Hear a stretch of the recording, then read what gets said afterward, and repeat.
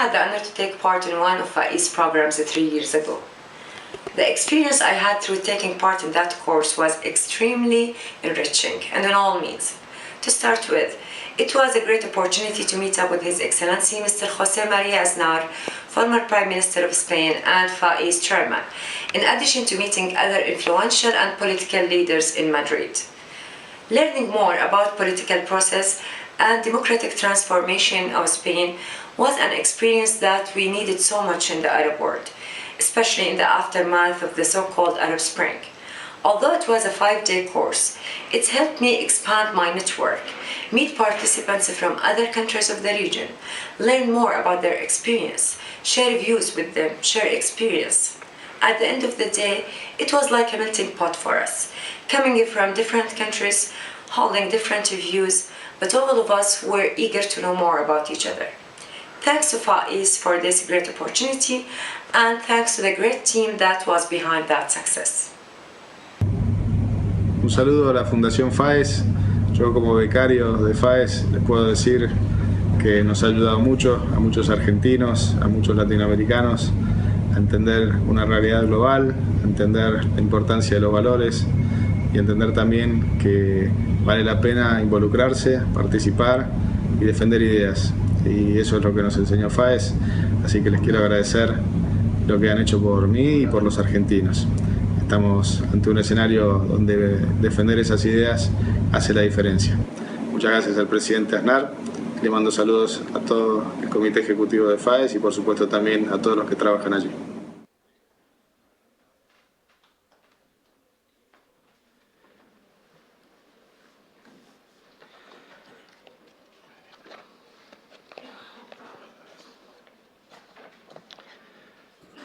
Señoras y señores, queridos amigos, muchas gracias por su presencia en este acto, que es exactamente lo que dice su convocatoria. Un diálogo en torno a la sociedad española, en torno a España y a las ideas que pueden contribuir a su mejora.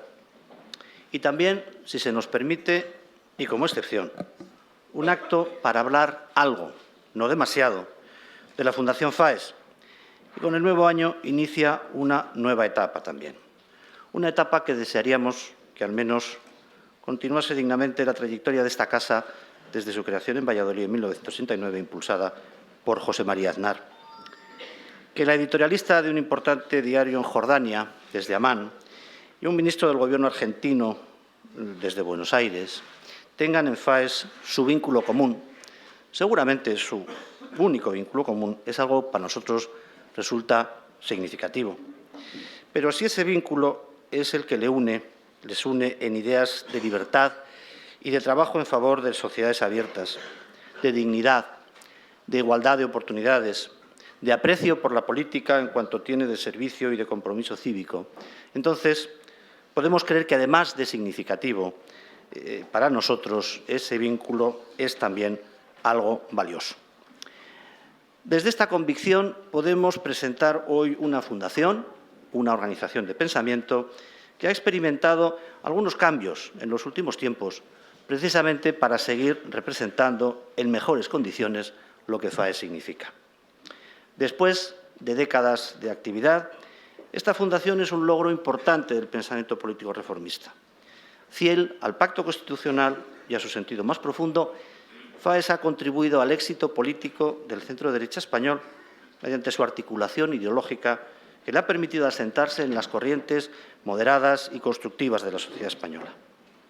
FAES, en su ámbito, plasma también una trayectoria de integración, una trayectoria presidida por la convivencia ideológica creativa entre las mejores tradiciones intelectuales. Y esto que FAES significa va a seguir representándolo.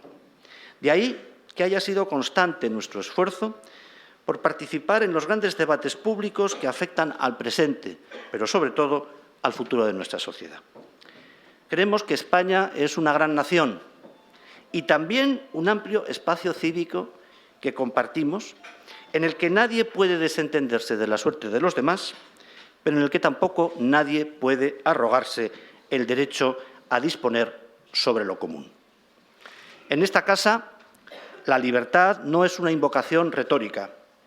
La reivindicamos como el valor que impulsa el progreso moral y material de los individuos y de las sociedades. Si hoy el mundo es más próspero y si la pobreza es menor de lo que ha sido nunca, y ambas proposiciones son ciertas, es porque la libertad, a pesar de sus enemigos, se ha extendido. Protegida por el Estado de Derecho, extendida mediante las instituciones democráticas, amparada por el Estado del Bienestar, que entendemos como un gran compromiso entre generaciones, la libertad nos compromete con una sociedad de oportunidades en la que deben confluir el Estado, el mercado y las organizaciones de la propia sociedad civil.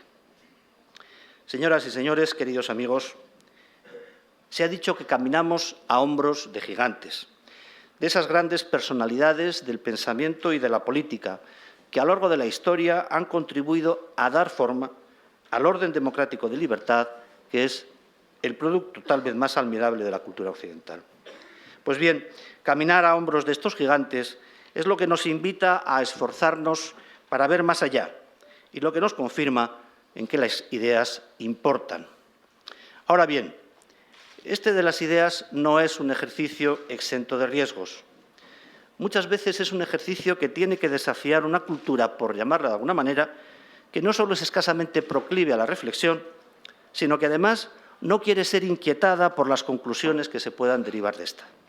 Para algunos, el atrévete a saber, al que se nos exhortaba desde el mundo clásico, es un reto tan inquietante y de resultados tan inciertos que es mejor orillarlo. Una cultura que Giovanni Sartori definía como la del post-pensamiento, la de ese homo videns al que se refería el politólogo italiano, Premio Faes para la Libertad del año pasado, por cierto, para explicar tiempos en los que lo visible desplaza a lo inteligible. Una cultura esta que está presente también en la sentimentalización de la política, que hace necesario ese esfuerzo al que convocaba Manuel Arias Maldonado recientemente en Cuadernos de Pensamiento Político, para mantener vigentes los contenidos de la razón, decía, en las sociedades democráticas, ante el asalto de la sentimentalidad política en sus diferentes formas. A veces nos tenemos que topar con los dogmas del multiculturalismo y de la corrección política, que hace tiempo dejó de ser una exigencia de respeto y se ha ido transformando en una forma de censura cultural que alcanza expresiones grotescas y a veces intelectualmente patológicas. Tampoco pone las cosas fáciles el hecho de que nos enfrentemos a la identidad como el valor político absoluto y, por tanto, a ese individualismo de la vieja nueva izquierda, el individualismo del prohibido prohibir que denunciaba precisamente desde la izquierda alguien tan relevante como Tony Judt. Una reducción a lo identitario que fracciona la sociedad y reniega del vínculo cívico de la comunidad que compartimos como ciudadanos. A ello se refiere Mark Lilla en el último número de Cuadernos, cuando, a propósito de la reciente derrota de los demócratas en Estados Unidos, pide el fin de lo que denomina el progresismo de la identidad. Y ahí están los nacionalismos radicalizados, esa especie de individualismos de muchos, para poner de manifiesto la importancia de esta pugna cultural. Pero tampoco debemos engañarnos. No encontraremos mucha inspiración en la ilusión tecnocrática, alimentada en su día por el fin de las ideologías, luego por la creencia en el fin de la historia y que hoy se encuentra muy ligera de equipaje para hacer frente a los problemas a largo plazo de nuestras sociedades. Podemos identificar en la política de hoy expresiones de todo esto, y no solo como posiciones distintas o enfrentadas en un debate intelectual, sino como riesgos para la propia democracia. Ideas que incitan a la polarización, que desplazan el proceso político fuera de las instituciones, que impiden las condiciones mismas del diálogo, ideas que, en definitiva, nutren la antipolítica. Quisiera añadir dos consideraciones. La primera es que FAES es una organización arraigada en su tiempo y en su espacio.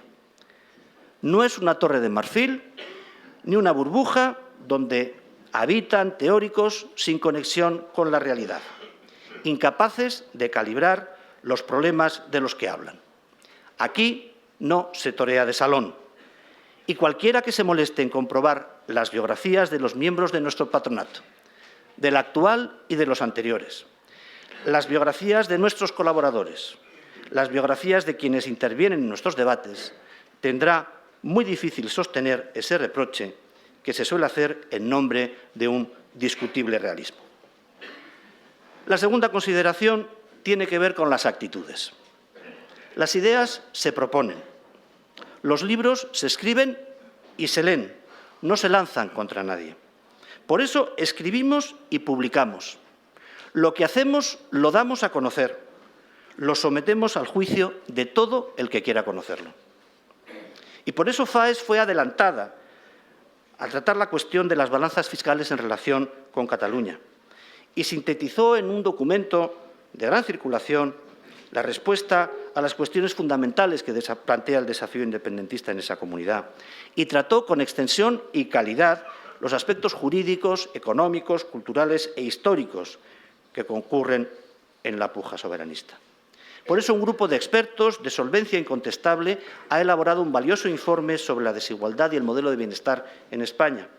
De la misma manera que hemos tratado a fondo el mercado de trabajo, la reforma del modelo energético, la reforma fiscal, la redefinición de la Alianza Atlántica, el futuro de América Latina, los retos de la seguridad frente al terrorismo global o cómo se puede salvaguardar el futuro del euro. Y no se sorprendan, pero este es el momento también de tener una palabra de recuerdo para nuestros detractores. Sí, para nuestros detractores. Ese público fiel de minuciosos cazadores lectores que en medios de comunicación o en las redes siempre esperan encontrar en cualquier cosa que salga de aquí la frase, la palabra, la coma o el punto que les permita elaborar estrafalarias teorías de la conspiración, descalificaciones, hay que reconocer que algo agresivas a veces, o análisis, todo hay que decirlo, más bien ligeros, pero que les sirven para reafirmarse en sus prejuicios, sobre todo cuando estos prejuicios corren el riesgo de chocar con la evidencia en contrario. Señoras y señores, concluyo recordando que iba a hablar un poco de la Fundación. No es un tema muy interesante, porque lo importante de FAES no es hablar de sí misma, sino de lo que puede ser de interés para el debate público. FAES son esencialmente sus muchos colaboradores, que desde diversos ámbitos trabajan en aportar ideas y en enriquecer nuestra reflexión. Son las entidades y las personas individuales que sostienen la actividad de la Fundación con su generosidad. A todos ellos queremos que se unan y les invitamos a hacerlo. Les invitamos a que nos ayuden en este esfuerzo. Por tanto, me permito recomendarles que se suscriban a Cuadernos de Pensamiento Político, que les aseguro que vale mucho más de lo que cuesta, que compren los libros que edita la Fundación, que se mantengan en contacto con nosotros a través de nuestra nueva web y de las redes sociales, que aporten si consideran que el empeño lo merece. Pero, en todo caso, y sobre todo, quiero expresarles hoy nuestro agradecimiento más sincero por estar aquí y por acompañarnos cuando comenzamos estos tiempos nuevos, que serán sin duda exigentes, pero que ya son prometedores. Muchas gracias.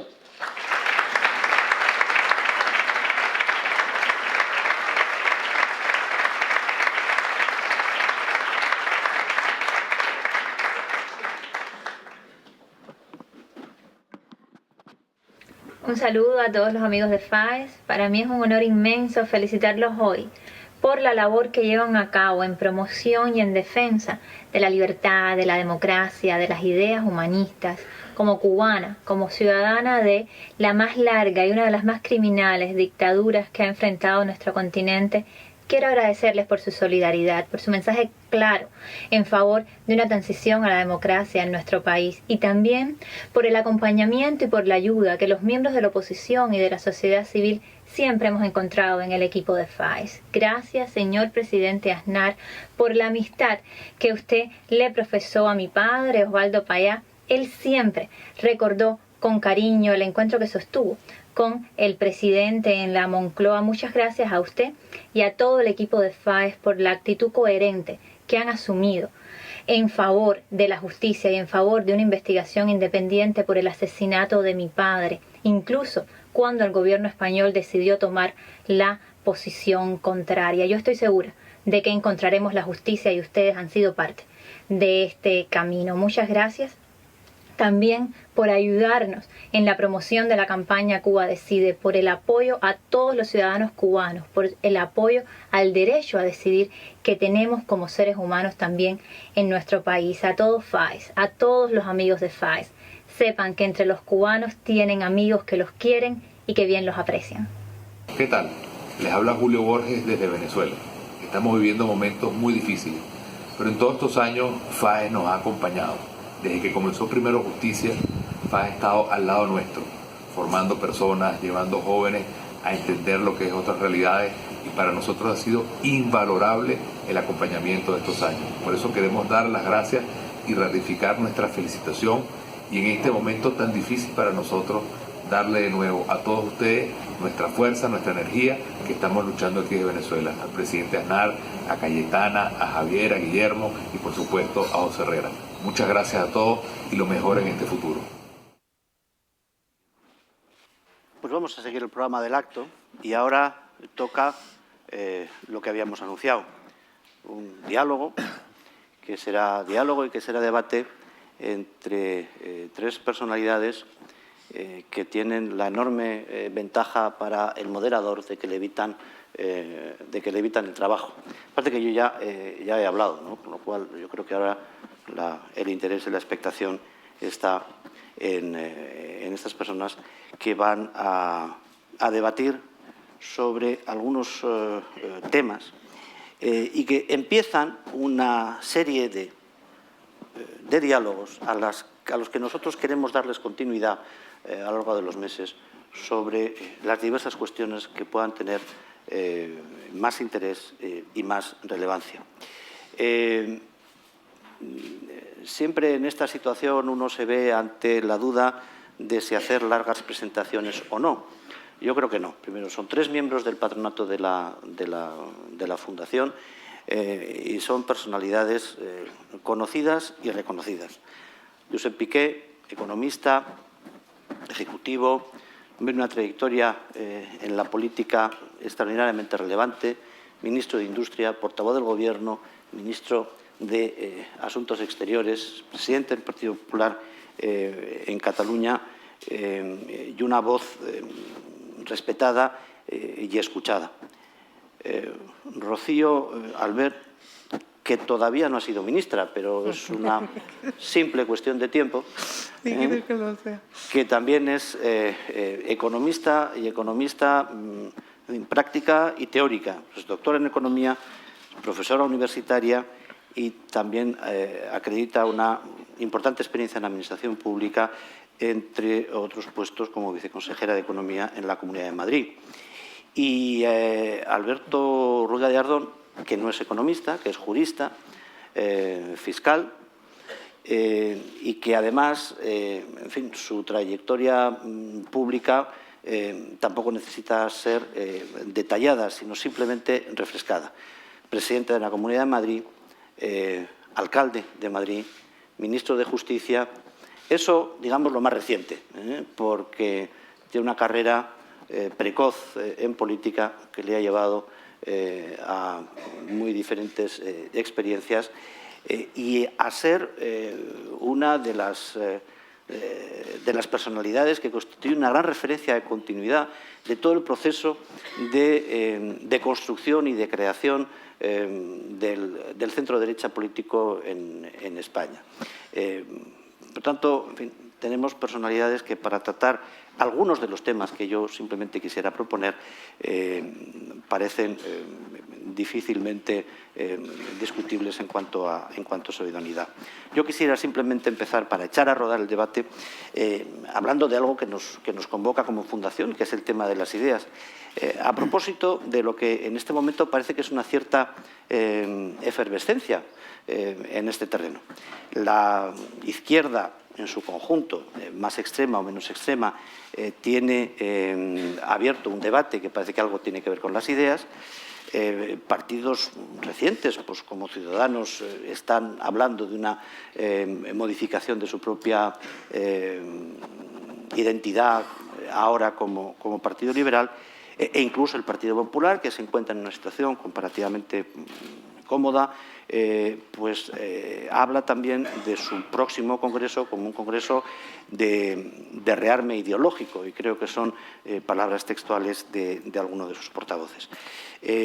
Yo no sé si consideráis que es demasiado optimista pensar que estamos en un reverdecimiento del interés por las ideas o no, pero este sería el primer tema sobre el que quisiera que pudierais comentar algo.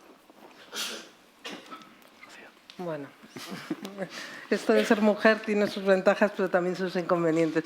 Lo primero, gracias, presidente, por darme la oportunidad de participar en estas reflexiones y por estar con estas primeras figuras del mundo de la política y, sobre todo, la gestión, que para mí es algo muy importante. Yo creo que las ideas sí que deben... No sé si lo son, pero son lo que deberían guiar el hacer de todos los partidos políticos, independientemente de su ideología. Y no solo de los partidos, yo creo que también de la sociedad civil. La sociedad civil debe ocupar cada vez un papel más trascendental. No nos podemos quejar de que nuestros políticos hacen las cosas bien o mal y simplemente echarles la culpa. Cada día parece que la sociedad civil quiere un poquito más de todo, queremos más educación, más sanidad, más gasto en I+D, todo eso está muy bien, pero también parece que queremos más clases de tai chi, de pintura japonesa, y deberíamos ser conscientes, y esto es lo primero que yo aprendí como economista, que las necesidades son ilimitadas, pero los recursos son limitados. Entonces, yo creo que ese es una guía que debe prevalecer en la política, pero que también debe prevalecer sobre la sociedad, porque si no es muy fácil decir estos políticos nos engañaron, estos políticos nos engañan, pero es que nosotros queremos ser engañados, queremos tener un poco acceso a todo. Y simplemente esa idea inicial quería ponerla sobre la mesa. Pues muchas gracias, presidente, Ana, compañeros de panel, queridos amigos y amigas. Ligando con la presentación de Javier, yo creo que a lo que estamos asistiendo es a una recomposición, a un reajuste que todavía está, en algunos casos, incluso en ciernes y, en cualquier caso, a medio hacer, de nuestros sistemas de representación política, fundamentalmente en los países democráticos, y que suelen coincidir, además, con eso que llamamos Occidente. ¿Por qué está sucediendo eso? Bueno, probablemente por muchos motivos. Uno de ellos es, sin ninguna duda, una crisis económica de una profundidad extraordinaria que ha generado ganadores y muchos perdedores, que ha generado desigualdades, que ha generado sensación de sentirse desarropados por parte de las instituciones y de los poderes públicos, y que tiene sus consecuencias políticas. Hay otro fenómeno que no debemos de olvidar, que también ha supuesto una pérdida de prestigio de las instituciones y de los partidos políticos, que es la percepción social de niveles demasiado elevados de corrupción y de una respuesta poco adecuada a eso. Bien, y eso se refleja en lo que ha sido la puesta en cuestión del sistema de representación política que, por ejemplo, hemos tenido en España durante muchos años, que hemos llamado bipartidismo imperfecto. Explica la aparición de nuevas fuerzas políticas, vamos a ver eso cómo evoluciona, pero también explica la irrupción a izquierda y a derecha de eso que ahora damos en denominar, y de manera un tanto tópica, o sea, creo que necesitaría muchos más matices, el populismo. El populismo suele caracterizarse, de nuevo, perdón, porque voy a decir un lugar común, como la oferta de soluciones simples a problemas que son complejos y que, por lo tanto, no tienen en cuenta la propia complejidad de las sociedades democráticas. A partir de ahí, no es extraño que las diferentes fuerzas políticas, y podemos volver al caso español, se estén de alguna manera preguntando a sí mismas cómo se reubican en esta nueva situación y, por lo tanto, cómo conectan con sectores amplios de la sociedad, con el legítimo derecho y con la legítima aspiración de ser su representante mayoritario y de poder ejercer la labor de gobierno. Y bien está, es absolutamente normal y creo que no nos tiene que preocupar en exceso. Pero en ese contexto, los partidos políticos en democracia, por definición, por los periodos electorales, pues tienen cierta propensión al corto plazo o en un medio plazo más bien corto. Y, por lo tanto, el debate ideológico, la puesta encima de la mesa de ideas de fondo, de carácter estratégico, de medio y de largo plazo, a mí me parece absolutamente imprescindible. Y eso probablemente lo puede hacer mucho mejor las instituciones que se derivan de la sociedad civil articulada. Yo siempre he creído que la política, que es más que la actividad política. La política democrática, si no es democrática, a los disidentes se les reprime, en el peor de los casos se les encarcela y en el todavía situación peor, incluso en algunos casos se les fusila, por lo tanto no estamos hablando de eso. En política democrática lo que tiene que haber permanentemente es pedagogía, aportación de ideas, puesta encima de la mesa de debates, contraponer los argumentos democráticamente y libremente de los adversarios y a partir de ahí intentar sacar consecuencias que puedan ser útiles para la comunidad. Por eso creo que hay que darle la bienvenida a esta nueva FAES. Yo pertenecía a su patronato, tuve el honor de pertenecer a su patronato cuando estaba en la actividad política. Ahora tengo el honor de volver a estar ahí y creo que se puede contribuir de una manera extraordinariamente significativa a la defensa de algo que probablemente va muy ligado a la historia del partido político al cual ha estado escrito la Fundación, me refiero al Partido Popular, pero que tiene un carácter que puede ser también bastante más transversal. Si yo tuviera que definir lo que entiendo que se defiende desde FAES, me remitiría, y con esto acabo, a Popper, hablando de las sociedades abiertas. Gracias. Alberto. Gracias, presidente. Lo primero, por poder estar aquí, por poder pertenecer al patronato de FAES. Yo enlazo con lo que decía Josep Piqué. Esta nueva etapa de FAES pues, permite que aquellos que ya no estamos en política ni pensamos volver a estar, pero que, sin embargo, estamos absolutamente convencidos de nuestras ideas, pues podamos seguir hablando con la sociedad. Y creo que es una oportunidad verdaderamente extraordinaria. Yo creo que para dar respuesta a la provocación intelectual, como todas las suyas que nos ha hecho Javier, de qué es lo que está pasando en estos momentos con las ideas, con las ideologías, deberíamos de ver qué es lo que ha pasado en las últimas décadas y por qué hemos llegado a la situación en la que estamos. Porque si ahora mismo hay un rebote de interés por las ideas y las ideologías, es porque durante años esto ha estado escondido. No hemos llegado nunca al pronosticado fin de las ideologías, pero sí a la postura de esconder las ideologías, a un miedo a la definición ideológica. Probablemente, y estoy entonando también un mea culpa personal, porque pensábamos que esa indefinición nos podía permitir aumentar nuestra base electoral. Que decir aquello que pensábamos y aquello en lo que creíamos podía limitar las oportunidades de cara a un proceso electoral de conseguir las mayorías necesarias para poder ejercer la acción de gobierno. Y se pensaba que se podía sacrificar algunos de los principios o de la proclamación de los principios porque, en definitiva, eso es lo que te iba a permitir alcanzar el instrumento de transformación de la sociedad que no es otro que el gobierno democráticamente alcanzado. Eso lo hemos vivido en España y creo que lo hemos vivido muy especialmente en el centro-derecha. El centro-derecha ha acusado, yo creo, una estrategia de la izquierda sin duda inteligente, a mi juicio no legítima, con unos elementos muy perversos, pero que ha estado muy presente en la España desde, me atrevo a decir que desde la transición, pero muy especialmente a raíz de la llegada del gobierno de Zapatero al poder, que consistía no tanto en criticar las propuestas de una idea adversaria del centro-derecha como en su deslegitimación. Ha habido un intento de deslegitimación de la ideología del centro-derecha, de la ideología liberal, de la ideología conservadora. Y esa deslegitimación no se contentaba con el pensamiento actual, sino que intentaba también anclarse en espacios pretéritos. A nadie se le escapa que toda la política de memoria histórica está enfocada fundamentalmente a ese objetivo.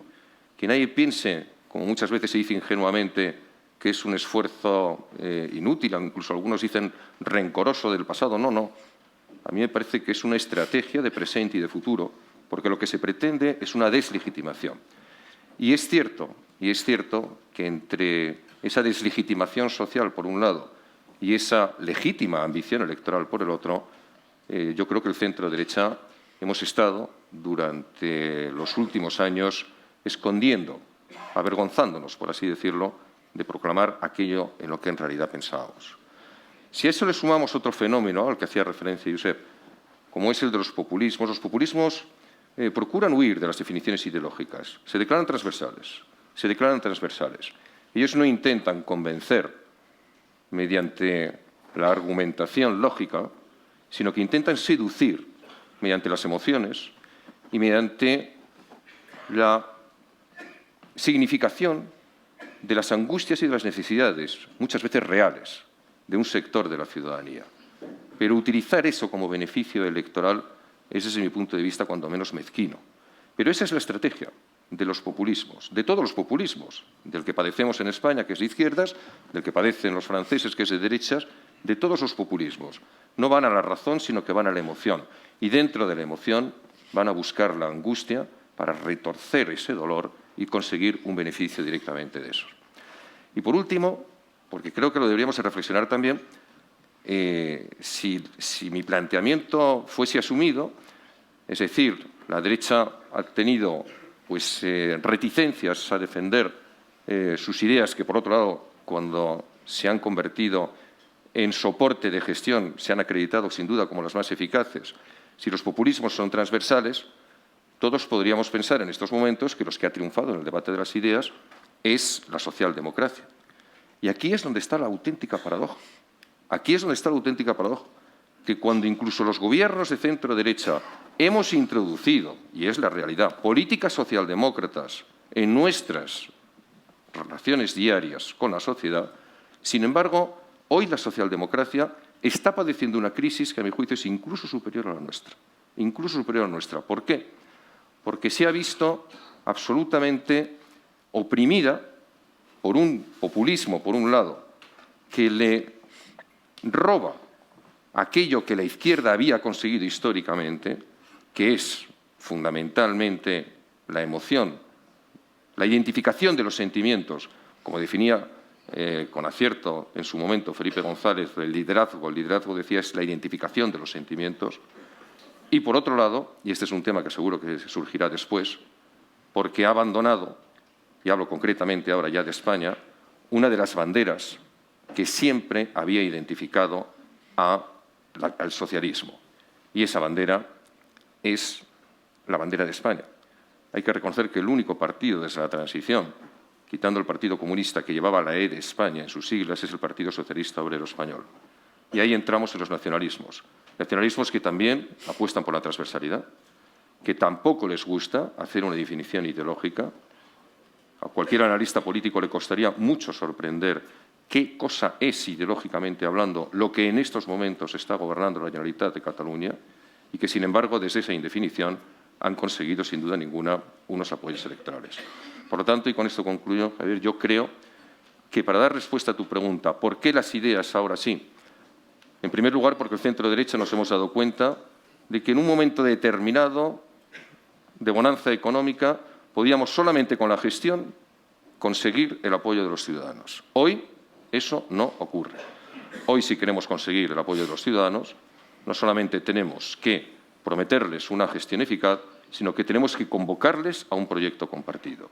Y la izquierda, yo creo que es plenamente consciente de que o recupera, me refiero a la izquierda moderada, a la socialdemocracia, que o recupera un discurso histórico que ha defendido, y los que nunca hemos coincidido con este discurso lo respetamos, con mucha lealtad institucional y que ha abandonado durante los últimos años y que es el único camino que tiene para volver a identificarse con una mayoría de ciudadanos. Muchas gracias, Alberto. Tus últimas consideraciones me dan pie para entrar en una cuestión importante, que es política, pero que también tiene unas evidentes repercusiones ideológicas. Es el tema de los nacionalismos, y te has referido en concreto a Cataluña. Digo que es un problema político, pero tiene repercusiones ideológicas, como vemos claramente en la izquierda, donde desde el punto de vista ideológico el nacionalismo para la izquierda ha tenido mucho de destructivo y probablemente buena parte de su crisis se puede atribuir a la incapacidad de definir un proyecto común. Y eso nos lleva hoy al problema más intenso que tenemos en este terreno, que es el de Cataluña. En fin, yo creo que aquí puede haber comentarios muy interesantes, teniendo en cuenta que es evidentemente un proceso muy largo, pero que ha habido probablemente los dos últimos elementos que a mí me parecen más significativos. Por un lado, en la comparecencia, creo que fue la última comparecencia del presidente del Gobierno, afirmó con mucha claridad que él no creía en la reforma constitucional como un instrumento para resolver este tema. Y, por otra parte, de alguna manera lo que los propios nacionalistas parece que están haciendo, que es un cambio en el orden de los factores, en la agenda de diálogo que se quería plantear con ellos. No es tanto esa agenda de 45 más 1, que era que es sobre lo que el Gobierno está dispuesto a moverse, teniendo en cuenta que excluye ese 1 que significaría el referéndum, sino más bien le dan la vuelta y lo que plantean es una agenda de 1 más 45. Bueno, eso creo que son los últimos, digamos, desarrollos que se están produciendo en el problema. Yo no sé hasta qué punto lo enmarcan, pero que desde luego, y sabiendo que es un asunto que no se puede seguir simplemente por las declaraciones del último momento, del último político, en el último medio de comunicación, creo que puede ser significativo. Nadie se extrañará, Josep, que te pida que tomes la palabra. Estaba pensando en eso, porque antes Rocío ha dicho que a veces ser mujer tenía sus inconvenientes y, desde luego, ser catalán en algunos casos puede parecer incluso una maldición bíblica, ¿no? Porque en los debates públicos o privados inmediatamente le miran a uno como diciendo, tú como eres catalán sabrás de qué va esto, ¿no? Pues no se crea, no se crean ustedes tampoco tanto. Muchas veces a mí me cuesta enormemente entender la lógica de determinadas cosas, ¿no? Pero por hacer algunas consideraciones, ¿no? Que a lo mejor son provocadoras, pero como ya no estoy en la actividad política, pues puedo ser políticamente incorrecto con un cierto margen, ¿no?, de maniobra. Y la primera es que el nacionalismo, y estamos hablando del nacionalismo catalán en su forma soberanista y en su forma independentista, manifiestamente independentista, pues es una forma de populismo como cualquier otra. Antes he dicho que el populismo es ofrecer soluciones simples a problemas complejos, pues aquí la solución simple, todos los problemas que tenemos se van a solucionar cuando seamos un país independiente. Todo el mundo sabe que esto no es verdad, pero cuando se dirige este mensaje a una sociedad que ha sufrido la crisis económica, pero que lleva sufriendo desde hace muchísimos más años, desde el sistema educativo, pasando por los medios de comunicación públicos y privados, o desde la actuación de determinadas fuerzas políticas, pues una avalancha de noticias, ideas, planteamientos, proyectos que van orientados a reforzar esa idea y que, desde mi punto de vista, pues no ha tenido respuesta suficiente. Y que nadie me malinterprete, no estoy hablando solo de estos últimos años, sino probablemente de un periodo más largo, pues al final una parte de la sociedad muy significativa pues asume que efectivamente la independencia puede ser una solución a sus problemas.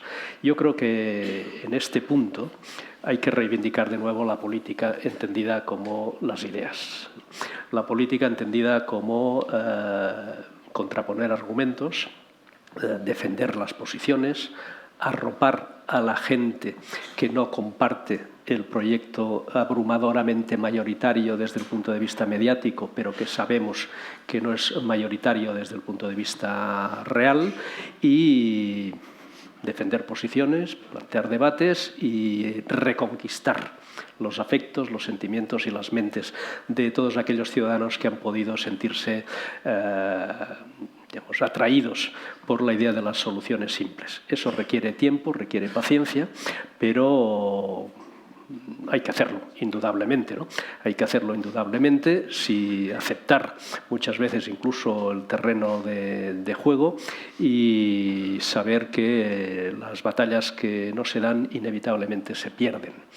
Y ahí es donde todos tenemos mucho que decir, no solo las fuerzas políticas, que lógicamente tienen que ser las principales protagonistas, sino también desde la sociedad civil. Y yo celebro que en estos momentos en la sociedad civil catalana empiezo a ver una cierta efervescencia de iniciativas de todo tipo encaminadas precisamente a transmitir la idea de que esa trampa terminológica o lexicológica que muchas veces nos han inculcado los nacionalistas, en el sentido de que hablamos de Cataluña o hablamos de los catalanes, pues hay que recordar constantemente que Cataluña es muy plural y muy diversa, afortunadamente, que los catalanes pues hay de todo, de su padre, cada uno es de su padre y de su madre, y que por lo tanto esa identificación colectiva pues tiene muy poco sentido. Es verdad que hay algunos puntos de extrema gravedad respecto a lo que está sucediendo, ¿no? Y si hemos llegado a esta situación, pues probablemente es porque entre todos no hemos sabido preverla suficientemente. Pero el punto para mí más importante es que aceptando, y además es legítimo, que siempre habrá independentistas y siempre los ha habido y que puede haber partidos que defiendan la independencia en su ideario, faltaría más, estamos en un sistema democrático. La diferencia sustancial es que el proyecto de la independencia ha sido asumida por las instituciones de autogobierno y que por lo tanto se ha situado a las instituciones no como algo al servicio de todos los ciudadanos, que es lo que siempre deben ser, sino como algo al servicio de un proyecto político de parte. Y esa novedad, que ya en sí misma es grave, se le añade otra, ¿no? Y es que se acepta como un coste imprescindible para avanzar en el proyecto que la propia sociedad catalana se desgarre, que la propia sociedad catalana se divida y que, por lo tanto, por encima de la cohesión social, pues está un determinado proyecto político divisivo. Yo creo que con esos elementos podemos continuar el diálogo, porque no quisiera, evidentemente, ni dedicarle demasiado tiempo ni tampoco monopolizar este punto. Pues continuémoslo. Yo la experiencia que tengo es que el tiempo que tengo grandes amigos catalanes y son amigos en los que coincidimos ideológicamente prácticamente en todo, pero cuando llega el tema catalán dicen, no, Rocío, es que tú no eres catalana. Yo les digo, oye, que tengo un 25% de sangre catalana, 25% vasca, y dicen, no, eso no cuenta.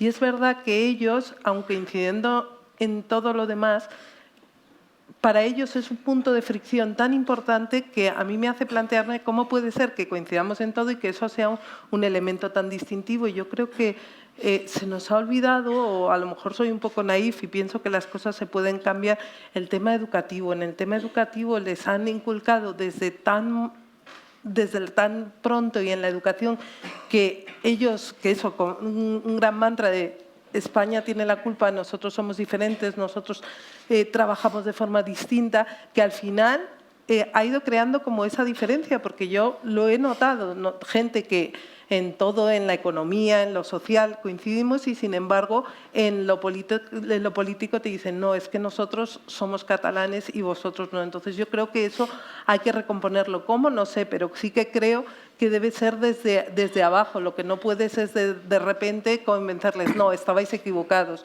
Y sí que creo que se debe hacer pedagogía desde el principio, desde la educación, y de decir, oye, las cosas que nos unen y las que nos han unido son mucho más que las que nos diferencian. Y dentro de esa multiculturalidad de la que hablaba Pepe, pues podemos llegar a acuerdos y mantener acuerdos y diferencias. Y respecto al tema de si va a haber o no referéndum, que dicen que el tema es todo lo demás y el referéndum, es una posición de esquina. Ahora tiene que mantener que va a haber referéndum porque es la forma de ir ganando otras cosas, pero probablemente si consigue avanzar en otros aspectos y consigue obtener cosas que en un momento dado dentro de la negociación no pensaba, pues probablemente se estará la posibilidad de poder transigir en el tema del referéndum, pero tiene todo el sentido. Yo, como estratega política, que no lo soy, pero si tuviera que hacer de estratega, lógicamente intentaría ese primer empujón para luego ir cediendo en posiciones, y yo creo que es una buena idea el negociar y ver hasta dónde se llega, sabiendo que el referéndum nunca es una posibilidad. Cataluña no va a ser independiente, no lo va a ser. Que nadie tenga la más mínima duda, no lo va a ser, por muchísimas razones, por muchísimas razones. Ahora, enlazando con lo que decía tanto Rocío como Pepe, nunca serán conscientes los nacionalistas, secesionistas catalanes, del daño que han hecho no solamente a la sociedad española, sino sobre todo a la sociedad catalana, provocando ese desafecto, ese desencuentro y ese desgarro extraordinario, brutal, que vamos a tardar muchas generaciones en recomponer, muchísimas generaciones en recomponer. Yo leí el otro día, que no he tenido ocasión de comentártelo, que no sé, pero lo he leído, que habéis montado, no sé si es una plataforma, pero que os habéis puesto de alguna forma coordinado, pues 3 personas inteligentes, ideología distinta, como son Josep Borrell, Francesc Carreras y tú mismo, para hacer eso que tú estabas diciendo. Es decir, para dar respuesta, que es lo que yo creo que en estos momentos necesita la sociedad catalana. A mí, que no sé si es cierta esta información, nos lo confirmarás, pero si fuera así me parecería un acierto formidable, formidable, de verdad, porque creo que uno de los grandes problemas que hemos tenido es que solamente hemos dado el silencio por respuesta, y creo que este movimiento, como tú decías, se tiene que construir de abajo a arriba. Y, por lo tanto, la sociedad civil catalana tiene también una enorme responsabilidad, porque muchas veces los silencios son cómplices. Y hay situaciones que solamente pueden resolver los políticos y que, por lo tanto, es problema de los políticos. Pero hay otras situaciones que afectan a la integridad de la sociedad, y ahí no se puede decir que lo resuelvan otros, que los resuelvan los políticos. Ahí se exigen compromisos. Y ahí los silencios no es que sean cómplices, es que muchas veces son culpables. Y ha habido mucho silencio en una parte de la sociedad catalana en no haber denunciado, en no haberse opuesto desde el primer momento a esa utilización de las instituciones y a esa ocupación de los medios públicos y privados de comunicación detrás de un proyecto. Yo decía al principio, Cataluña no va a ser independiente, de eso no tengo ninguna duda, porque además, desde un análisis estrictamente jurídico-político, está abocado al fracaso ese intento. Es decir, no tiene viabilidad constitucional, no tiene viabilidad jurídica y no tiene viabilidad política. No solamente porque no va a haber acuerdo con el resto de los españoles, sino porque no hay acuerdo dentro de la propia sociedad catalana. Y luego hay que recordar una cosa que es muy importante, que ellos ahora lo intentan eclipsar, pero que a mí me parece clave. El independentismo catalán, donde ha fracasado, es donde intentó triunfar desde el primer momento, antes que incluso en Cataluña y en el resto de España, que es en las instituciones y en los países internacionales. Ese fue su objetivo inicial. Y ahí es donde fracasó. Quizá ellos pensaron que algunos países europeos, bueno, pues no iban a ver con malos ojos que España, que es un país emergente, que se ha situado al borde del Producto Interior Bruto de Italia y a veces superándolo, y que empezaba pues, a ser un competidor que se debilitase un poco con un proceso de esta naturaleza. Hay que reconocer aquí el comportamiento formidable que ha tenido la Unión Europea, que han tenido los países de la Unión Europea, que han tenido las instituciones internacionales, que ha tenido Estados Unidos y que ha tenido Rusia, inclusive. Y cito Rusia porque es un país que en otras ocasiones pues, se ha visto proclive a hacer algún tipo de reconocimientos o simpatías al margen de lo que eran Naciones Unidas. Ante ese fracaso estrepitoso, que ellos son conscientes, desde mi punto de vista, ¿qué va a pasar? Decía Rocío, el referéndum. El referéndum obviamente no se puede celebrar. No se puede celebrar porque además es que sería la constatación de una discriminación de hacer ciudadanos de primera y de segunda, de establecer mejor derecho para unos españoles que para otros, de darles una capacidad de decisión que no tenemos el resto de los españoles, y eso no se va a producir. Ahora, yo creo que esto que yo estoy diciendo, lo saben los independentistas. Cuando ellos dicen vamos a ser independientes, mienten. Cuando ellos dicen Cataluña va a ser un Estado independiente, mienten. ¿Y qué es lo que están buscando? Pues desde mi punto de vista, e históricamente no es la primera vez que ocurre así, están buscando un final justificador.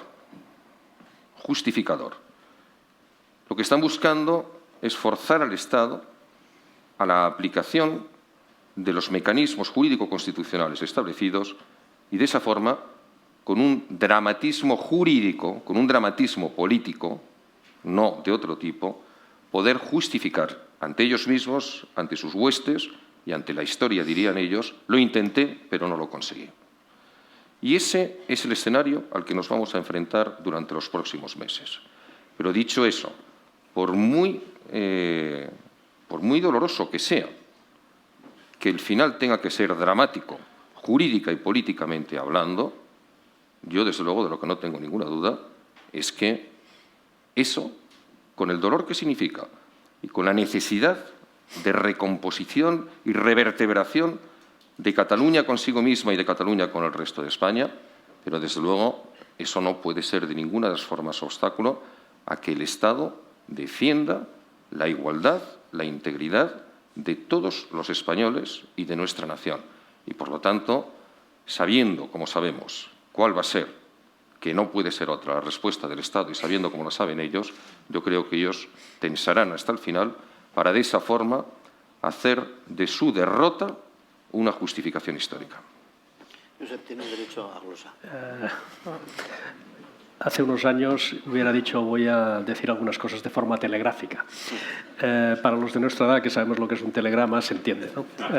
Para los jóvenes de ahora, para que me entiendan, pues voy a ver si consigo 2 o 3 tweets, ¿no? sobre esta cuestión. El primer tuit. El intento político, porque están en el debate ideológico, sabiendo que políticamente no tienen otra opción que la derrota, el intento político en el debate ideológico es el de intentar contraponer democracia y legalidad. Usted me viene siempre con la ley, pero usted a mí me impide votar y, por lo tanto, el cumplimiento de la ley es contradictorio con la idea democrática, ¿no? Bueno, pues ahí hay que combatir eso ideológicamente, porque no hay democracia sin respeto a la legalidad que nos hemos otorgado libremente el conjunto de los ciudadanos. Y, por lo tanto, esa es condición necesaria. Y hay que insistir mucho en este punto, ¿no?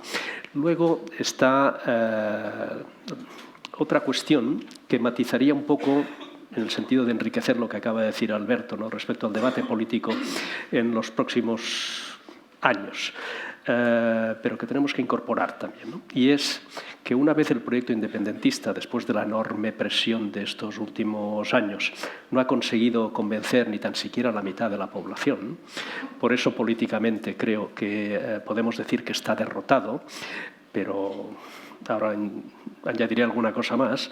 Además, se le añade pues, la evidente ausencia de liderazgo en ese bloque, y ha habido una destrucción del sistema político de partidos en Cataluña que también están en fase de recomposición, y eso va a durar mucho tiempo, pero hay ya un clarísimo intento de sustituir ese proyecto por otro que sí que puede ser más transversal y más amplio en la sociedad catalana, que es la reivindicación del llamado derecho a decidir, que no es otra cosa que llamar de manera eufemística al derecho de autodeterminación.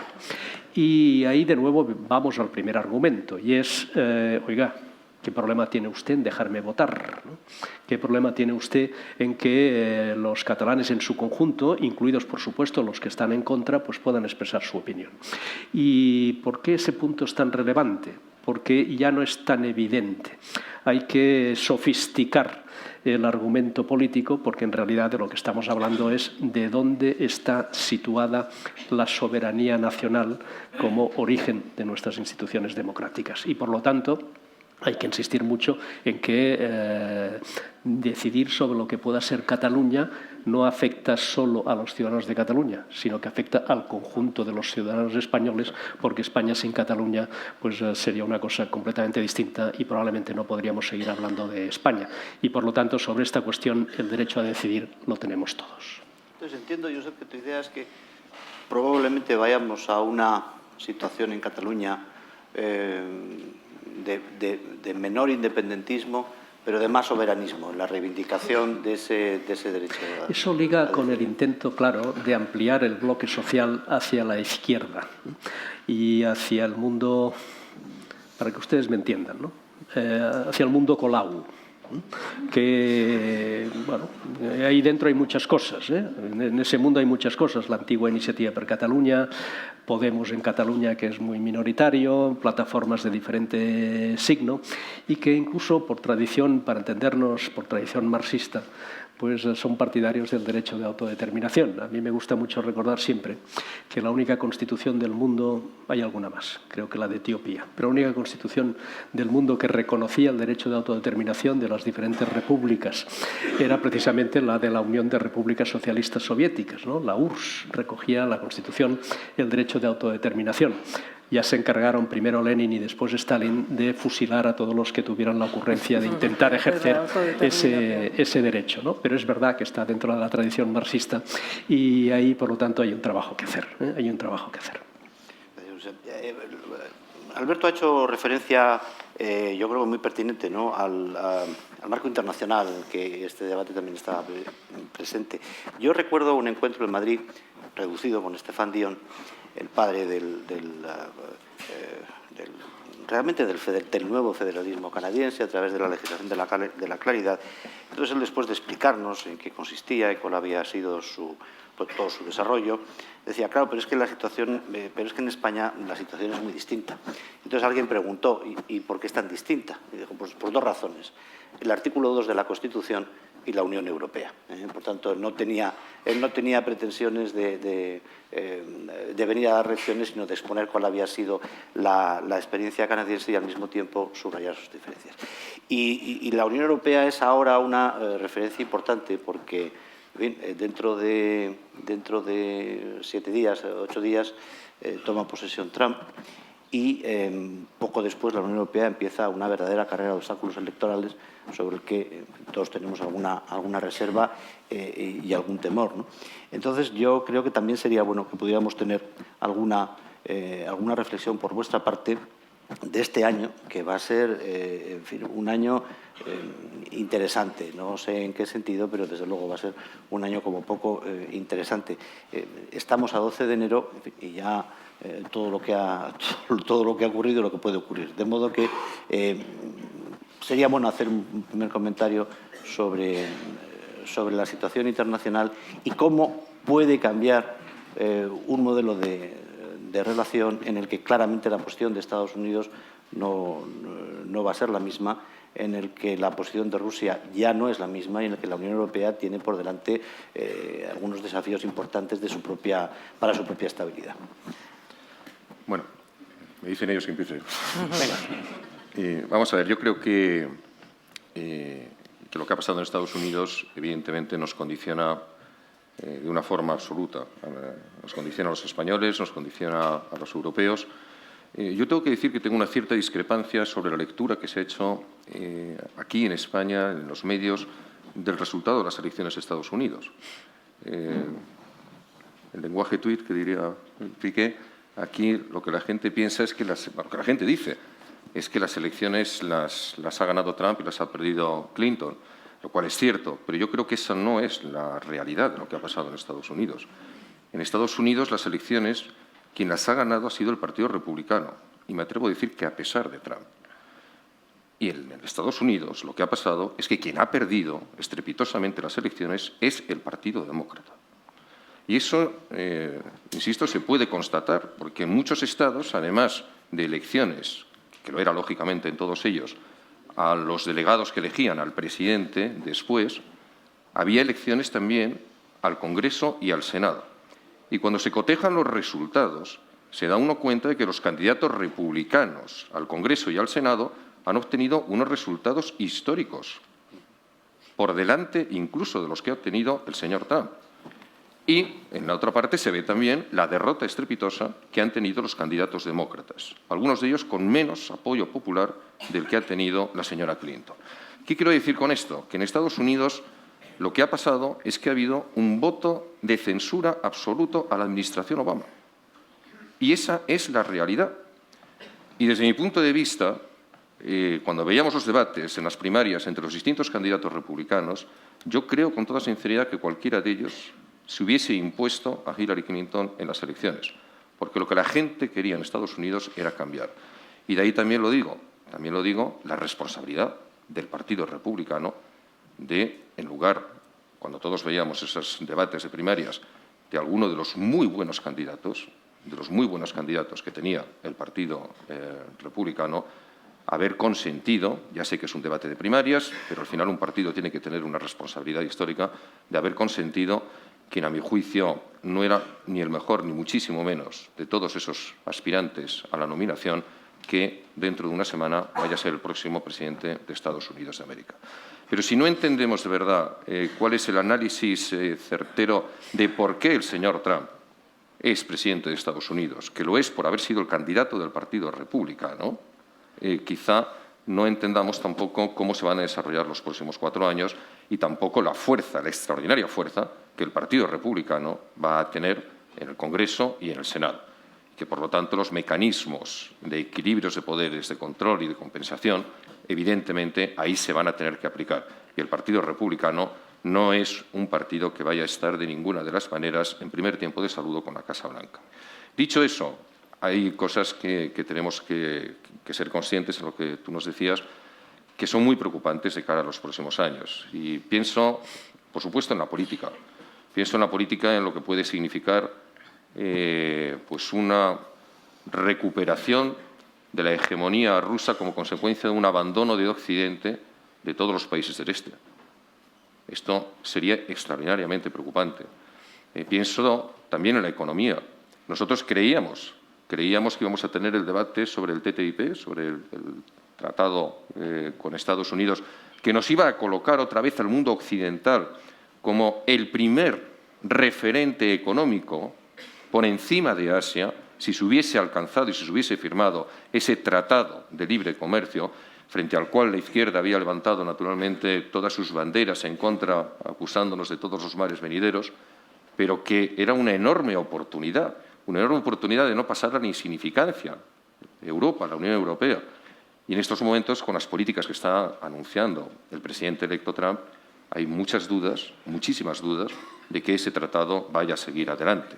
Y eso será malo, sin duda, para Estados Unidos, pero desde mi punto de vista será una catástrofe para Europa. Con lo cual yo de verdad creo que al margen de los resultados de las próximas confrontaciones electorales en los distintos países, Europa tiene que hacer una reconsideración, Europa tiene que fortalecerse, Europa tiene que reaccionar ante el Brexit desde una manera absolutamente proactiva y positiva, porque si no, si Europa pierde la vinculación atlántica, si no tiene esa oportunidad en materia de defensa, en materia económica, Europa corre el riesgo de pasar a la insignificancia durante las próximas décadas. Y yo creo que hay una especial responsabilidad que quizá no puedan, esto ya es muy polémico, y ahí Piqué es cardenal y yo monaguillo, pero yo tengo muchas dudas de que ese esfuerzo de cohesión lo puedan hacer todos los países que están en la Unión Europea e incluso todos los países que están en la zona euro.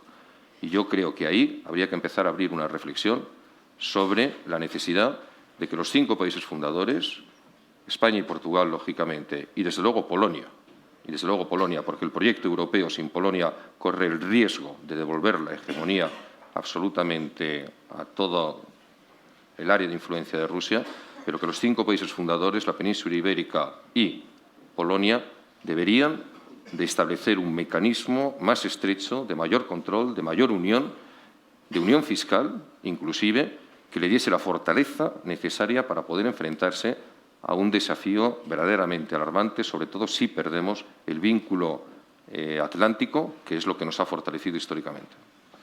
Rocío, por lo menos hasta la mitad de tu intervención asentía a tu análisis. Luego ya no. Luego ya no lo sé. No, yo es que estaba pensando que es verdad que no se trata de Trump, aunque Trump vemos que es una persona en las elecciones y otra cuando parece que va a acceder al poder, pero se trata de los republicanos. Si algo nos ha ido bien en la salida de esta crisis es que a diferencia de crisis de los años 30, no se han aplicado políticas proteccionistas, sino que se ha seguido apoyando el libre comercio. Y eso sí que me preocupa, porque los republicanos, y más con Trump a la cabeza, hay muchas posibilidades de que lleven a cabo políticas muy proteccionistas, que sirvan, que tengan una idea del mercado interior, una libre competencia dentro de Estados Unidos, pero una vez de cara al exterior lo que apliquen sea proteccionismo para proteger a sus trabajadores, a sus empresas, como estamos viendo en México y en las zonas de alrededor. Y eso, la verdad es que a Estados Unidos le ha ido muy mal. Le ha ido muy mal cuando lo ha hecho en los años 30 y de hecho fue lo que hizo fracasar todo su comercio internacional y que fuera una cosa muy difícil, pero sobre todo puede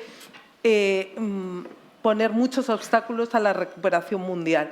El hecho de que todos empezamos a aplicar políticas proteccionistas, que incluso China pueda responder también aplicando políticas proteccionistas, nos puede poner en una situación difícil. Y si uno mira, cuando me preparaba esto, miré el número de normas que se estaban aplicando sobre el libre comercio y de normas restrictivas sobre el libre comercio. Bueno, pues en el último año, hasta septiembre de 2016, que eran los datos que había, se han emanado 21 políticas por día contrarias al libre comercio y, sin embargo, solo 13 a favor del libre comercio. Puede ser, dices, bueno, pues la mitad, compensa y tal. Pero lo cierto es que estamos entrando en un periodo de un ciclo económico en el que el proteccionismo puede que sea la guía para todos los países y eso tiene repercusiones muy importantes para el comercio mundial.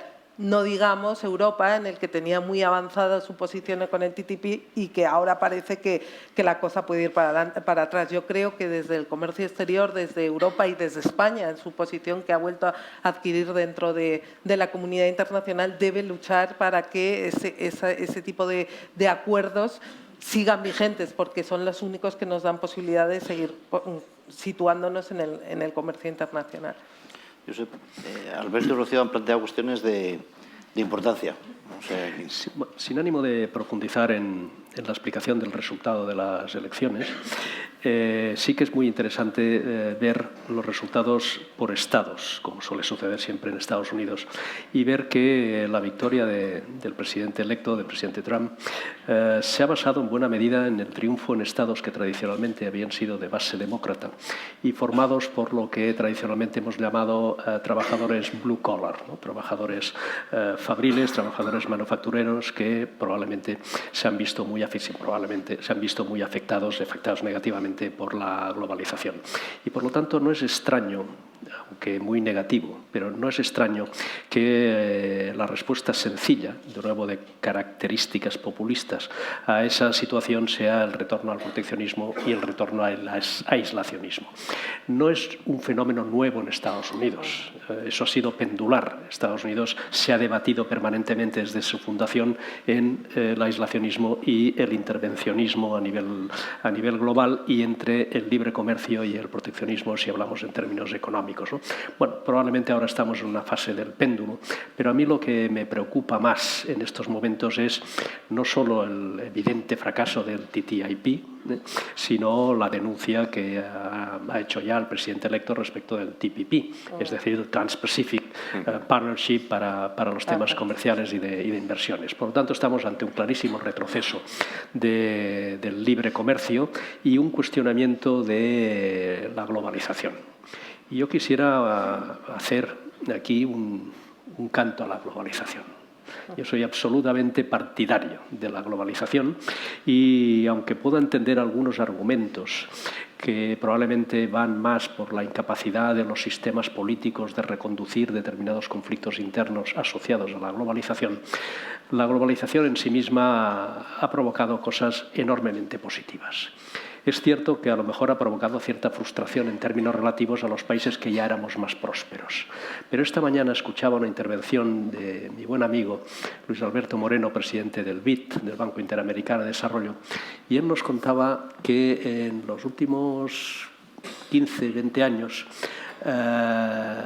Bueno, pues la clase media en América Latina había pasado de apenas 100 millones a unos 250, estoy hablando ahora en cifras redondas, y que a finales de la próxima década estaríamos hablando de 350, y que en estos años de globalización 100 millones de latinoamericanos habían salido de la situación de pobreza.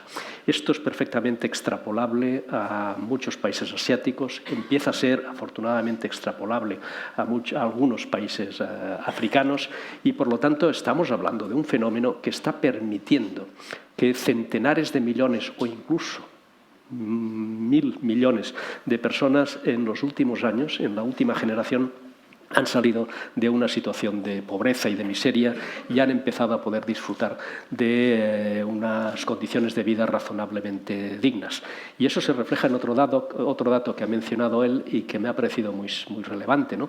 Y es que en todas esas zonas del mundo que han sufrido esa enorme transformación en positivo, durante todos estos años el consumo ha crecido por encima del PIB. ¿Qué quiere decir? Oye, pues que esto de la globalización tampoco debe estar tan mal. Yo creo que todo lo que vaya en contra del libre comercio, todo lo que sean argumentos demagógicos y a corto plazo contra la globalización basada en determinados efectos negativos que sin duda existen, nos retrocede en el transcurso de la historia. Y a mí este me parece un tema absolutamente fundamental y me parece que es un tema absolutamente fundamental para Europa. Y ahora con esto termino. Europa está en una encrucijada, está en una crisis de identidad. Creo que no va a suceder nada hasta que no pasen los procesos electorales más relevantes que van a tener lugar este año. No hay que olvidarse de Holanda, que es un país fundador.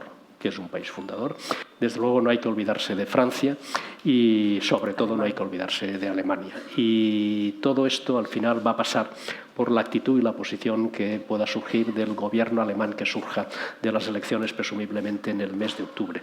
Porque si eso no sale bien, si esos procesos no salen bien, solo quiero recordar una cosa que leí ayer y que me dejó estupefacto y que ha pasado bastante desapercibida, ¿no? Y es que la candidata del Front National, la señora Le Pen, dijo ayer que si ella ganaba las elecciones iba a imponer aranceles a las importaciones de automóviles que vinieran de España. Supongo que eso incluye a los fabricados por Renault, incluye a los fabricados por Citroën, incluye todo eso, ¿no?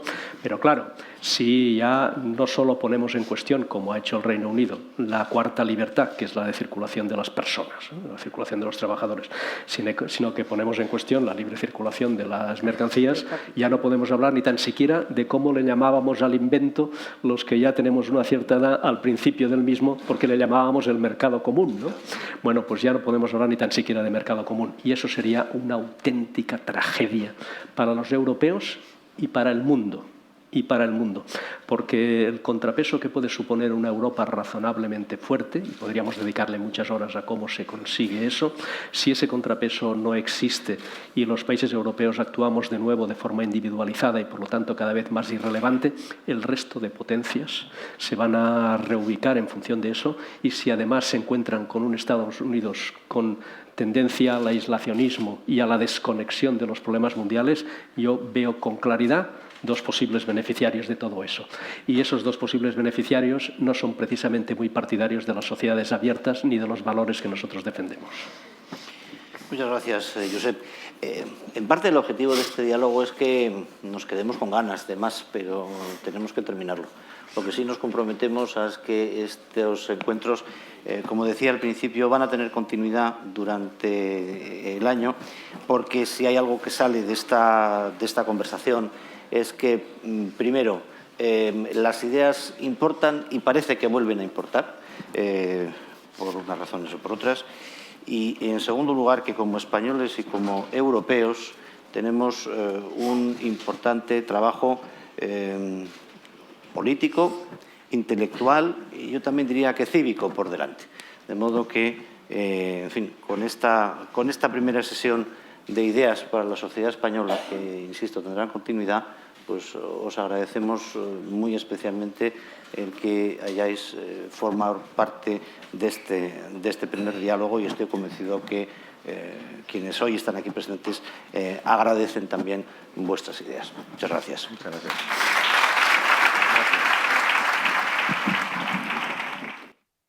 Dear friends, FAES is launching a new chapter of its activities. I can only witness myself how rich and useful your activities were so far.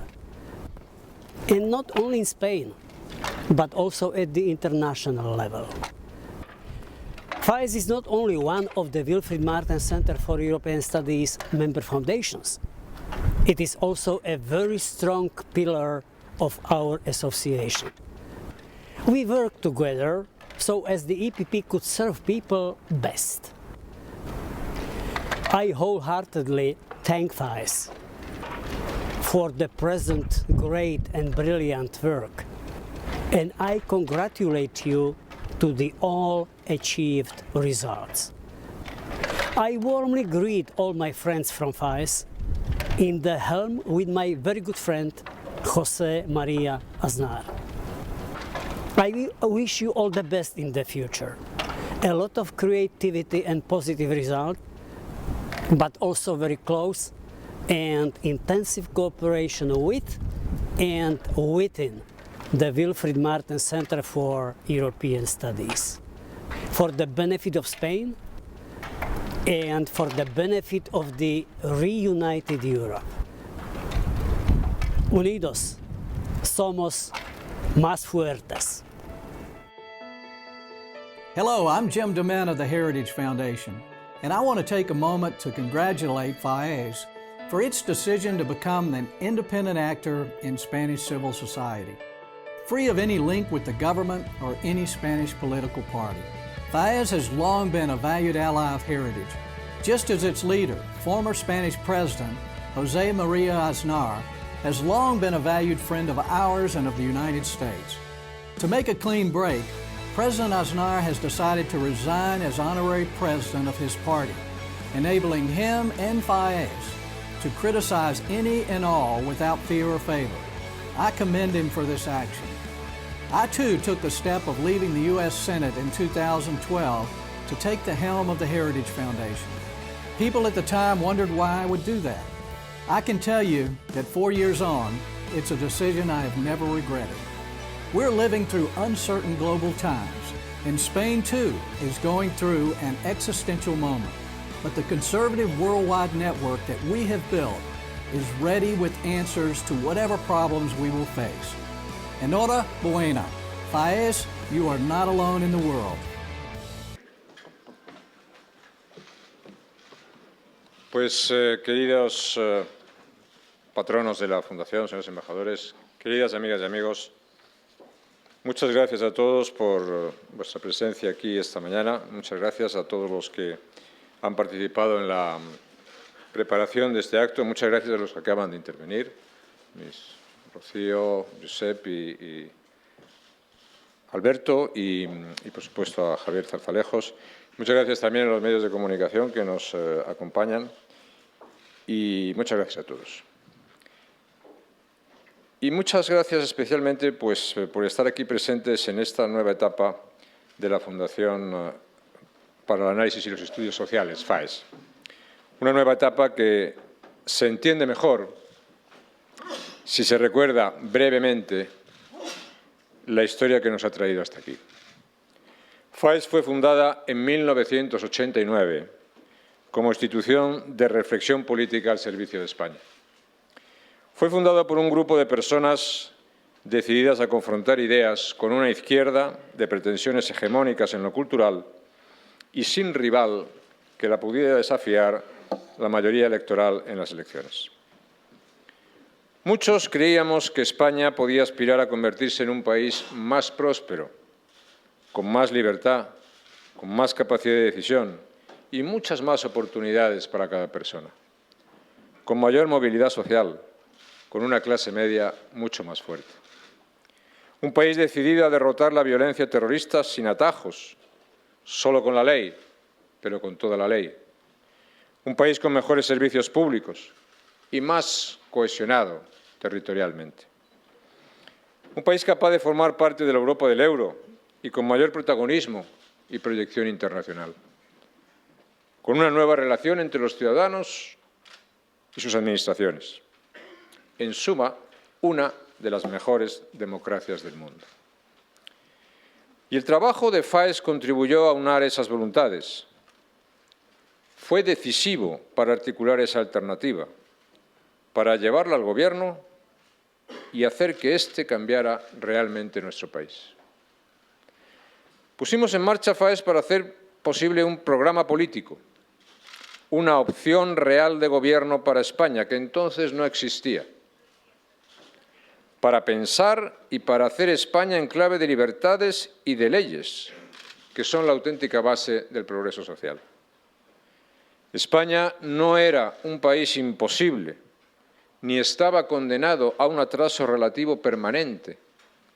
España era simplemente un gran país que necesitaba mejor gobierno y más libertad, y donde dominaba una idea equivocada sobre cómo progresan las sociedades. Un país que podía tener un futuro mucho mejor si se ponían los medios para ello, empezando por las ideas, siguiendo por los programas y terminando en las políticas, porque ese es el orden correcto y ese fue el que seguimos. Integramos a muchos para redactar un programa renovado, sólido, contrastado y fiel a nuestras ideas, y se lo ofrecimos a los españoles. Y lo aceptaron, lo respetamos y lo cumplimos. Había que diseñar nuevas políticas y contar con los mejores, porque no se nos olvidaba nunca que la política consiste en un ejercicio permanente de suma y de adición de voluntades. Y FAES abrió el nuevo proyecto político del centro-derecha español a miles de personas, hasta entonces alejadas de la política o desengañadas simplemente de ella. Todas estaban dispuestas a ofrecer sus capacidades y conocimientos a un proyecto común, desde el ámbito académico, empresarial, profesional, cultural y también periodístico. Decidimos que la Fundación estuviera vinculada al Partido Popular y coordinado con él, pero que para preservar al máximo su carácter abierto y alejarla de la pugna política diaria, permaneciera como una institución diferenciada y autónoma del partido al que daba servicio, con su propia sede, su propia estructura y su propio programa de actividades. Quienes cruzaban el umbral de FAES sabían desde el primer momento que el objetivo de los trabajos no consistía simplemente en dar respaldo a un partido para reemplazar a otro. También sabían que la cuestión no se trataba simplemente de estar. Se trataba de gobernar con otras ideas, con otras políticas, con ideas y con políticas mejores. El trabajo de cientos de personas en FAES dejó su impronta en las principales políticas llevadas a cabo. Desde el equilibrio presupuestario y las reducciones de impuestos y del tamaño del sector público hasta la entrada en el euro. Desde las políticas medioambientales, con la creación por primera vez en España de un Ministerio de Medio Ambiente, al fortalecimiento de la proyección de España en el exterior y la política antiterrorista. En fin, de tantas ideas nuevas que sirvieron para cambiar políticas profundamente equivocadas que se habían aplicado hasta entonces, y políticas nuevas que lograron la modernización real de nuestro país. Una obra naturalmente inacabada, abierta a la mejora y la corrección de rumbo que requieren siempre hasta las travesías más precisas. Pero una obra realmente modernizadora. FAES no sería hoy lo que es, la fábrica de ideas más influyente de España y una de las más reconocidas internacionalmente, sin el trabajo entusiasta de todos los que se han entregado a esta tarea durante todos estos años. A todos ellos, algunos presentes aquí, quiero darles mi más sincero agradecimiento. Hoy iniciemos una nueva etapa que, contemplada a la luz de la historia que acabo de relatar, tiene mucho de proyección de futuro, pero también algo de retorno a los orígenes. Nuestro propósito, una vez más, es que quienes crucen el umbral de FAES sean conscientes desde el primer momento que queremos favorecer unas ideas y unas políticas mejores que otras, ideas y políticas que seguiremos ofreciendo a la sociedad española, igual que hemos hecho siempre. Esto es lo que queremos hacer y esto es lo que vamos a hacer. Queridas amigas y amigos, además de esta exposición del papel que FAES va a desempeñar en los próximos años en España, quiero dedicar muy pocos minutos a exponer el que, a mi juicio, es el marco general en el que esa tarea va a tener que realizarse. No estamos ya en los años 90 del siglo pasado, estamos en otro momento, en otro contexto. Julián Marías escribió que en España, con frecuencia, apenas se dice lo que realmente pasa, sino que más bien se dice que pasa lo que alguien dice. Esa desconexión con la realidad y su sustitución por el voluntarismo no es buena para un país y no queremos practicarlo. Creo que la política tiene hoy, tal vez más que nunca, el deber de fijar una tarea generacional para el país. Una tarea necesaria y bien asentada en la realidad, y de convocar en torno a ella a un número suficiente de españoles dispuestos a llevarla adelante. Tenemos que avanzar en un diagnóstico compartido que nos permita ver con claridad esa tarea. Y creo que es muy apremiante hacerlo para superar la suma de fragmentaciones electoral, generacional, territorial, que alimentan en nuestro país tantas agendas personales, tan parciales, tan divergentes y tan desconectadas unas de otras, tan escasamente nacionales, integradoras y compartidas. A mi juicio, esta situación no es la expresión de un estado de ánimo social mucho más sereno y mucho más maduro de lo que muchas veces se supone. Se trata más bien del producto de una deriva en la que se utilizan las estructuras políticas para ejercer sobre el cuerpo social presiones disgregadoras y depresivas. Partes esenciales del sistema político completo han pasado a ser apenas una posición de partido interpretada a capricho y no el marco común seguro dentro del cual se desarrollan políticas. Y creo que esto hay que cambiarlo. Y por eso creo que vivimos realmente un momento clave de nuestra historia. Y ese momento se cifra, en mi opinión, en el hecho de que haya adquirido carta de naturaleza, como axioma incuestionable, la obligación de que España encare sus problemas enfrentándose a dilemas propuestos como inevitables por algunos. Dilemas que estructuran desde hace tiempo muchas de las reflexiones políticas y sociales de fondo que se producen en nuestro país, y no solo en él. Pero dilemas falsos y simplificadores, y que por ello hay que rechazar con toda la determinación. Y de la misma manera que se nos propone que elijamos entre acuerdos o reformas, cuando necesitamos los dos, se pretende que nuestros problemas sean abordados mediante el dilema que obliga a escoger entre disolución o fractura, cuando no necesitamos ninguna de ellas. Significa que nociones como soberanía o ley deben ser disueltas para evitar una fractura, porque su defensa ofende y divide. Significa que el proyecto europeo debe disolver sus propósitos fundacionales para evitar su propia quiebra, porque su empeño integrador y supranacional ofende y divide. Significa que Occidente debe disolver sus propios principios de civilización para evitar fracturas globales de alcance histórico, porque la afirmación de los derechos humanos como universales, la igualdad de la mujer y la libertad de conciencia, por ejemplo, ofenden y dividen. Estamos en España, en Europa y en el conjunto de Occidente atrapados en ese falso dilema y debemos liberarnos de él lo antes posible. En ese contexto vamos a tener que trabajar y en él tendremos que asumir que a veces el afirmar lo que hace posible la convivencia, seremos acusados de hacer imposible la convivencia. Pero la realidad es justamente la contraria. Yo no veo ninguna ventaja para los países europeos en la destrucción del proyecto europeo ni en la quiebra de la ley. No hay provecho para nadie en la suspensión de las mejores aportaciones al progreso de la humanidad. Ese falso dilema entre disolución o fractura es solo la forma actual que adoptan las viejas ideologías antidemocráticas contrarias a la libertad. Las fracturas se evitan y se vencen afirmando la sociedad abierta, no disolviéndola. No creo que exista moderación alguna en el hecho de incumplir las leyes.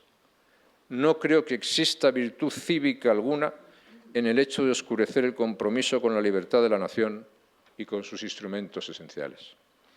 Como no creo en el dilema disolución o fractura, digo no a los dos.